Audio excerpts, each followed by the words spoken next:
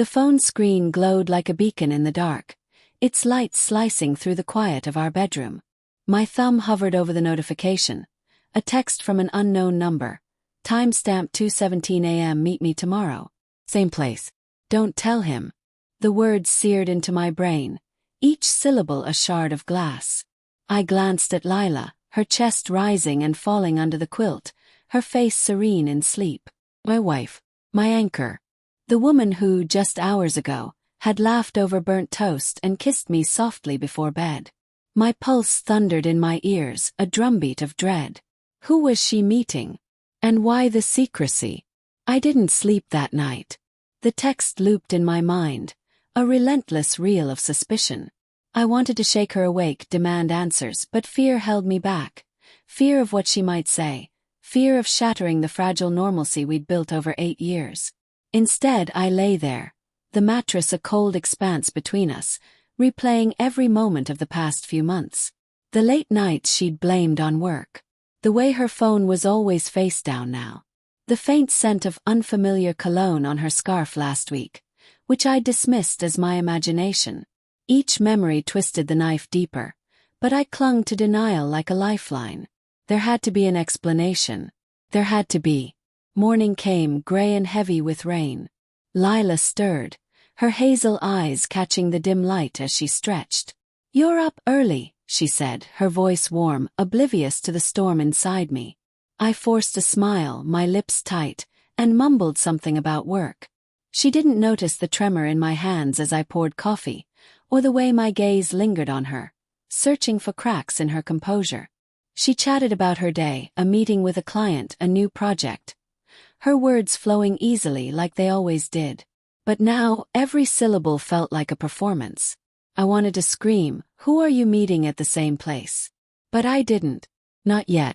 The day dragged, each hour a slow drip of paranoia. I checked her phone when she showered, my heart pounding as I scrolled through her messages. Nothing. No unknown numbers, no incriminating texts. Had she deleted it?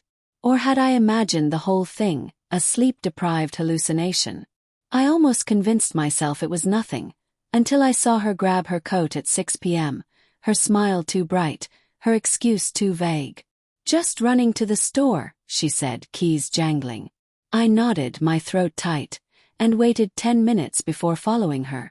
The city was a blur of wet pavement and neon lights, the rain smearing the world into a watercolor haze. I trailed her car, keeping my distance, my wipers thumping in time with my pulse. She didn't go to the store. She turned into the parking lot of a small cafe on the edge of town, one we'd never been to together. Through the fogged-up windows, I saw her slide into a booth, her laughter bright as she leaned toward a man I didn't recognize. He was older, maybe mid-40s, with sharp cheekbones and a tailored coat. His hand brushed hers across the table, and she didn't pull away. My chest burned, a raw, aching heat. I wanted to barge in, to demand answers, to smash the table between them. But I stayed in my car, the rain drumming on the roof, my breath fogging the windshield. I watched them talk, their heads close, their smiles intimate. Every gesture was a betrayal, every laugh a wound. I thought of our wedding day, her vows whispered under an oak tree, promising forever.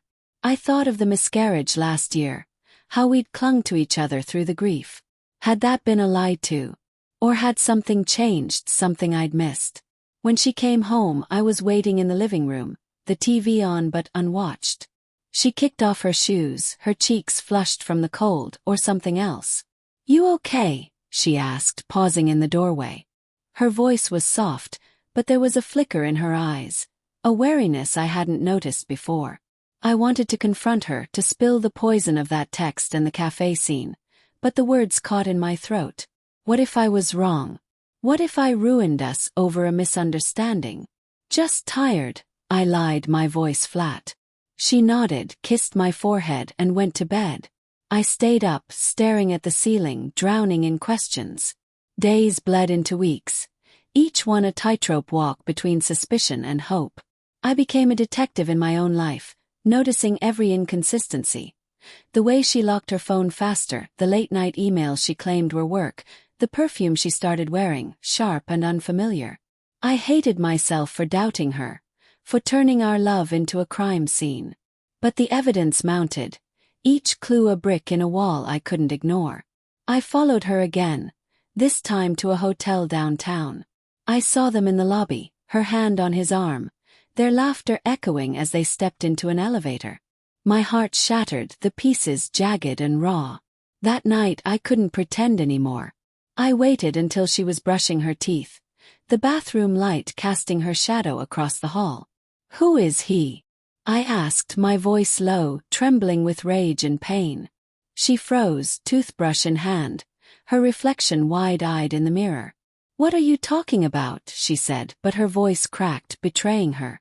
I told her everything, the text, the cafe, the hotel. Her face crumpled, and for a moment I thought she'd deny it. But then she sank onto the edge of the tub, her hands shaking. "His name's David," she whispered. "It started 6 months ago. I didn't mean for it to happen." Her words were a punch, stealing my breath. She talked about feeling lost after the miscarriage, about how I'd been distant, buried in work. David was a client, someone who listened, who made her feel seen. "I still love you," she said, tears streaming down her face. I don't know how to fix this." I wanted to hate her, to scream, to walk away. But all I felt was grief, a bone-deep ache for the life we'd had. I thought of my own failures, nights I'd chosen silence over talking, moments I'd let her drift. Was I complicit in this? The question gnawed at me, blurring the lines between victim and villain. I asked her to leave, my voice hollow. She packed a bag, her sobs echoing through the house, and drove away into the night. The twist came a week later, in a letter slipped under my door. It was from David's wife, a woman I'd never met.